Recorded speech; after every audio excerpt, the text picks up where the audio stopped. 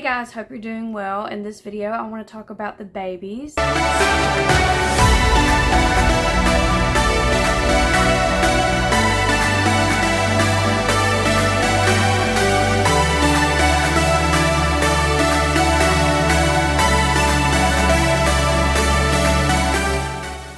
All 13 babies have finally emerged from the egg. They're set up in this tub behind me, and we got so many different colors, so many different patterns, so many different mixes of the genes from the parents. It's going to be very exciting when these babies finally shed out and we get to show you what we got and ID everybody, and then sex the babies.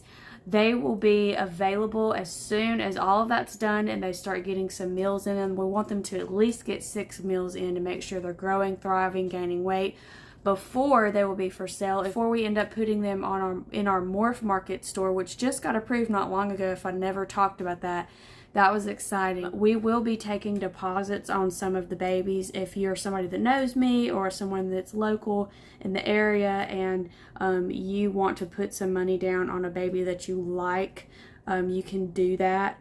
That will be in a few weeks. I'll talk more about that. But anyway, all the babies are doing great. Everybody came out okay. The last 4 eggs that we were waiting on, finally, everybody came out today. So, you know, the first egg started pipping on day 60, and that's when we went ahead and cut everything. Well, we had those last 4 eggs. Those babies didn't come out until later.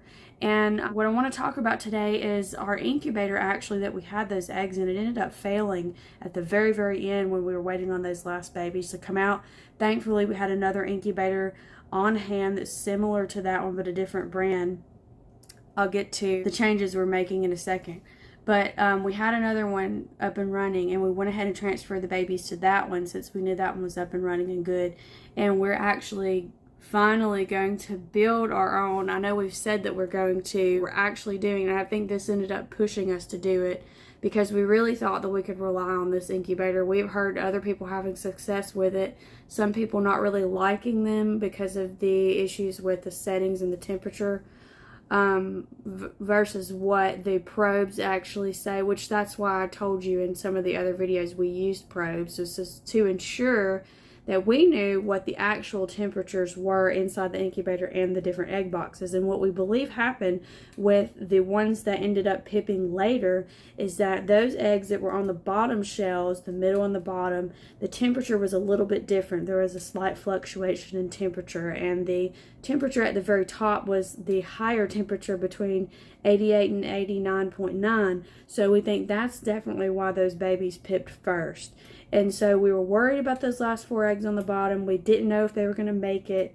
You know, like I said, it took them a few days to come out of the egg, but we transferred them to the other incubator that we had on hand because that other one that all the babies were originally in died right in front of us when we were up here. And thank goodness we were constantly up here checking. That's another point I want to get to, is if you don't think that you need to be coming up and checking on your eggs, you really need to, because anything can happen. I mean, even if you have an incubator that you've built, anything can go wrong. And, you know, if you put your time and money and effort into breeding these animals to produce babies, you want to make sure that those babies are okay. You want to make sure that all the conditions are great in your incubator. So even though we probably should have built one a long time ago, we're definitely going to build one now. We are so thankful that all these babies made it.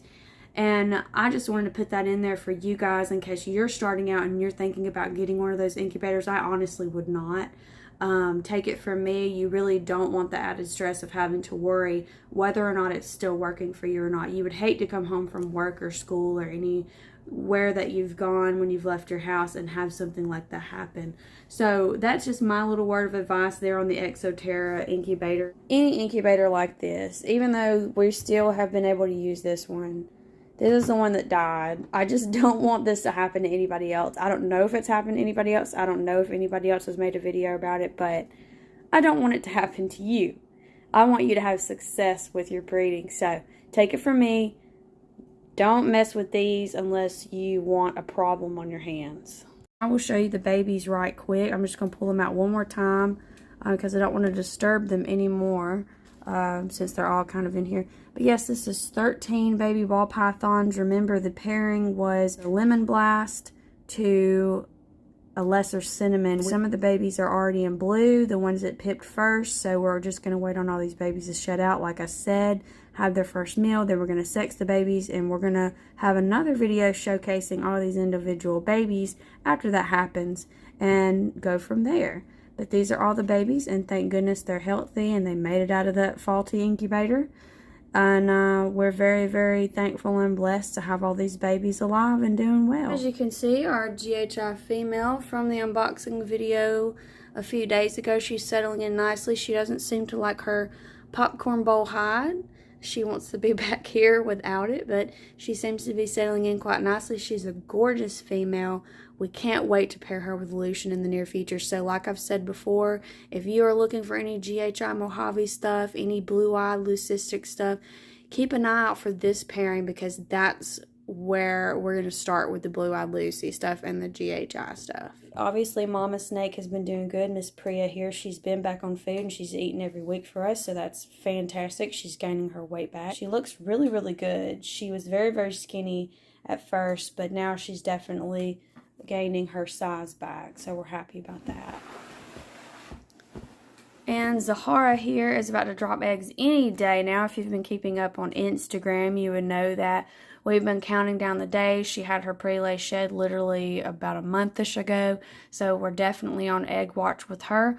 This is the pairing that is supposedly 100% het clown from both parents, so we are hoping that we get some visual clowns. The male that we paired with her, if you don't remember, was a super fly, and so we could get firefly clowns, we could get pastel clowns. So that's a little bit of what we could expect, and some normals, but they'll all be 100% het albino, even if we don't get any visual clowns or anything like that. So we are excited for this next clutch of babies, and we will keep you updated on that. And here's Nala here. Obviously, you've probably heard me say she's Mojave, Pinstripe, and Cinnamon. She was the female that we originally wanted to pair with Lucian first to get into the blue-eyed leucistic project. But we came across the GHI lesser female from Freedom Breeder, so we're going to go with her, and we're going to let Nala chill out and gain a little bit more weight. Because she's not up to weight yet, she's got a few hundred more grams to go, and we will definitely be ready to pair her with Lucian one day when that happens. And obviously, here's Lucian hanging out in the back. I have people ask me about him all the time, because people want to know when will we have blue-eyed leucistic baby snakes. And the answer to that is when Lucian gets of weight, we'll be able to pair him. He's 524 grams right now. We want him to get a little bit bigger because one of our other males didn't start locking until he was about 700 grams. So we want to give Lucian a little bit of time, but that doesn't mean that we don't plan on breeding him. We do plan on breeding him by the fall, as long as he's gaining weight and eating. So be looking out for blue-eyed leucistic stuff in the near future from us. Behind me, you remember me talking about these enclosures right here. These are for the boa constrictors and the reticulated pythons downstairs, the grow out enclosures.